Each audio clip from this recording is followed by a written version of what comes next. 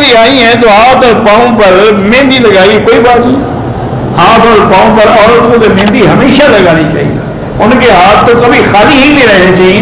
اصل حکمت یہ ہے کہ ان کے ہاتھوں کا رنگ بھی کسی کو نظر نہ آئے کہ گورا ہے یا کالا ہے. مہندی لگی ہوگی تو چھپ جائے گا. کہتے جی آپ کہاں پیدا ہوئے تھے؟ کیا کرو گے بھائی؟ ویسے میں مکے میں پیدا ہوا. عجیب آدمی. یہ ذاتی معاملات ہے. ایک اصولی بات یاد رکھو کہ ذاتی مسائل کے بارے میں خود مل کے پوچھ لو. اس کو لوگوں کے سامنے کیا ضرورت ہے؟ اب میں خامخواہ بزرگ بنوں گا نا کہ میں مکے میں پیدا ہوا. حالانکہ مکے میں ابو جہل بھی پیدا ہوا. دعا کرو اللہ قبول کر لے اور اللہ ایمان پہ رکھے. لوگ کہتے ہیں حضور کا سایہ نہیں تھا. انہوں نے حضور کو دیکھا تھا. جھوٹ بولتے. حضور بشر تھے, انسان تھے. جیسے ہر انسان کا سایہ ہے, حضور کا بھی سایہ تھا. اپنی مشکلات کو حل کرنے کے لیے طواف کر سکتے ہم, کیونکہ نہ اللہ کا حکم ہے کہ جو مشکل ہے نماز پڑھو, تو طواف بھی تو نماز ہے. آب شفا کہاں واقع ہے؟ یہی اب زمزم آب شفا ہے. میری بڑی بیٹی کو اسقاط حمل ہو جاتا ہے. بہرحال آپ سورۃ الرحمن بھی پڑھتی رہیں. اور اسقاط حمل کے لیے ایک آیت ہے, ان اللہ یمسک السماوات والارض ان تزولا. یہ آیت آپ قرآن میں دیکھ لیں اور ان آیت کو ہر نماز کے بعد 7 دفعہ پڑھ کے دعا مانگتے رہے تو پھر حمل نہیں ہوگا, اسقاط نہیں ہوگا. اکثر کاموں میں رکاوٹ ہوتی ہے. میں جب مولوی کے پاس جاتا ہوں تو کہتا ہے کہ تمہارے ستارہ گردش میں, ستارے مولوی صاحب کے گھر میں ہیں یا دیکھ رہے ہوتے ہیں؟ انہوں نے کہا اپنا ستارہ گردش میں. یہ اچھا مولوی ہے, خبریں ستاروں میں دیتے تو نجم ہوا, مولوی تو نہ ہوا نا. مولوی تو قرآن حدیث کی بات بتائے گا. بالکل کفر و شرک ہے ان پر اعتماد کرنا. جب میں نماز کا ارادہ کرتی ہوں دل میں وسوسے آتے, کوئی بات نہیں, جب اللہ نے معاف کر دیا ہے تم کیوں فکر کرتی ہو؟ بار صورت ہر نماز کے بعد آخری جو صورتیں ہیں نا, قل اعوذ بالفلق اور قل اعوذ بالناس 3 دفعہ پڑھ کے سارے بدن پہ ہاتھ پھیر دیا کریں. کیا جنگلوں اور مزاروں قبرستانوں کے درختوں سے شہد اتار سکتے ہوں؟ میری حالات بالکل حلال ہے. جو کچھ ملے قبروں سے اٹھا لو. ان کے کام کا تو ہے نہیں نا, وہ تو فوت ہو گئے. کیا بولتے آ کے شہد کھائیں گے؟ اچھا ہے کوئی زندہ کھا لے. نماز چھوڑنے والا مشرک تو انشاءاللہ نہیں ہوگا, لیکن امام احمد بن حنبل فرماتے ہیں کہ وہ کافر ہو جاتا ہے. من ترک الصلاۃ متعمدا فقد کفر. وہ تو فرمایا ولا تکونوا من المشرکین, مشرک جیسے نماز نہیں پڑھے تم بھی تو وہی کام نہ کرو نا. میری بیٹی 14 سال کی ہے, کچھ دن سے اس پہ اثر ہے, اس کے کپڑے بھی الماری میں کٹ جاتے. اکثر تو میری بیٹی یہ فرار ہوتا ہے, دھوکہ ہوتا ہے. تم پہلے بچی کی تحقیق کرو.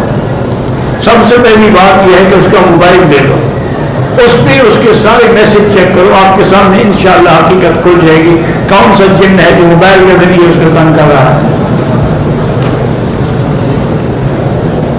سنی لڑکی کی شادی کسی شیعہ سے نہیں ہو سکتی. اللہ پاک نے بیٹیاں دی ہیں اولاد نرینہ کے لیے. دعا کرتے ہیں رب لا تذرنی فردا وانت خیر الوارثین. زیر ناف بات جو ہے کم از کم 40 دن زیادہ نہ گزرے ہیں. بڑھاپے میں اگر قوت نہ ہو تو آدمی کیا کرے؟ کچھ بھی نہ کرے. بڑھاپا ہے. نہیں, جب تم بوڑھے ہو جاؤ گے تو بیوی بھی تو بوڑھی ہو جائے گی, تو غم کس بات کا؟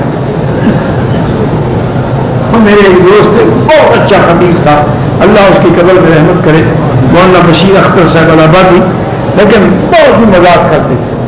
ایک دن میں نے اتفاق سے پوچھا, میں نے کہا اختر صاحب آج کل کیا حال؟ کہتے جی کیا حال ہے, ایسے سو رہے ہوتے ہیں جیسے بہن بھائی سو رہے ہیں. نہ مجھے خارش ہوتی ہے نہ اس کو ہوتی ہے, تو کیا کریں؟ اور بہن بھائی والی بات ہی نہیں. ہم سانس کے مرے گئے, بڑے علماء بیٹھے تھے. میں نے کہا یار, تو کہتے آپ نے کیوں پوچھا؟ میں نے کہا میں نے آپ کا پوچھا تھا کیا حال ہے, یہ تھوڑا پوچھا تھا کہ تمہارے گھر کا کیا حال ہے. ہمارے گھر میں پریشانیاں ہیں تو پریشانیوں سے بچنے کے لیے استغفار کیا کریں اور اللہ سے دعا کیا کریں. رب انی مسنی الضر وانت ارحم الراحمین. جب بارش آتی تھی تو حضور پاک اللہ سے دعائیں کرتے تھے اور خوش ہوتے تھے کہ اللہ کی رحمت برس رہی ہے. یہودی لڑکی سے اور عیسائی لڑکی سے شادی بالکل جائز ہے, لیکن مسلمان لڑکیاں نہ ہوں. مسلمان گھر میں بیٹھی رہے اور تم یہودیوں کی لڑکیوں سے شادی کرتے ہو، وہ تمہیں یہودی نہ بنا سکیں، تمہاری آنے والی نسل کو ضرور بنائیں گے۔ دعاؤں سے تقدیریں بدل جاتی، وہ بھی دعا میں لکھا ہوتا ہے تقدیر میں کہ اگر یہ دعا مانگے گا تو میں بدل دوں گا۔ بندہ جو دنیا سے چلا جاتا ہے مرنے سے 40 دن پہلے اس کو پتہ لگ جاتا ہے، کسی کو پتہ نہیں لگتا، اچانک 1 سیکنڈ میں فوت ہو جاتا ہے، پتہ کیسے لگتا ہے؟ بہرحال جو نمازیں قضا ہیں آنے والی نماز سے پہلے پڑھنے تو زیادہ بہتر ہے۔ جب بندہ چلا جاتا ہے تو روح گھر میں آتے کسی کے گھر میں نہیں آئے تو پکڑ کے رکھ لو، اس کو بٹھا دو، پھر جانے کیوں دیتے ہو؟ جب وہ تمہارے گھر میں آئے تو جالا ہے ٹانگ دو اور جال میں پھانس دو اس کو۔ جھوٹے قصے لوگوں نے بنائے ہوئے ہیں، روح گھر میں آتی ہے۔ اگر اکیلے نماز اکیلے اذان بھی دے دیں، تکبیر بھی کہہ لیں، کوئی حدیث ثواب ہی ہے۔ زکوٰۃ کی رقم جو ہے ایک فرد کو دے سکتے ہیں جبکہ اس کے بیوی بچے وہاں دے سکتے ہیں۔ عرفات سے اگر ہم عمرے کی نیت کریں کر سکتے ہیں۔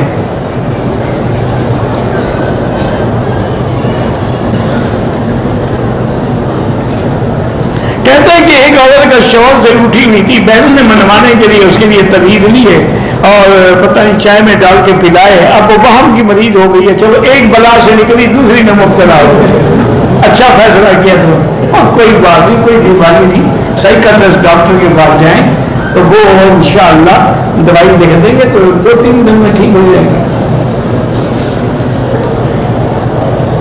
میرا بھائیوں کے ساتھ آبائی گھر ہے، اس کے علاوہ 5 اور 10 بندے کے مختلف نظام پلاٹ بھی ہیں جن میں سے کسی ایک میں گھر بنانے کا ارادہ ہے۔ کہاں بناؤں گا؟ جب تک ارادہ مکمل نہ ہو سب کی زکوٰۃ دینی پڑے گی، یا تو نیت کرو کہ یار گھر بناؤں گا۔ میرے بہن کی شادی چچا بھائی سے ہوئی ہے، 10 سال سے اٹھی ہوئی ہے، اس عرصے میں شوہر نے 1 یا 2 بار صلح کی کوشش بھی کی تو ایسی طلاق کرا دیں، خلع کرا دیں۔ ایسی بیوی کا کیا فائدہ؟ 10 سال سے اپنے ماں باپ کے گھر میں رہتی ہے، بیوی میری ہے۔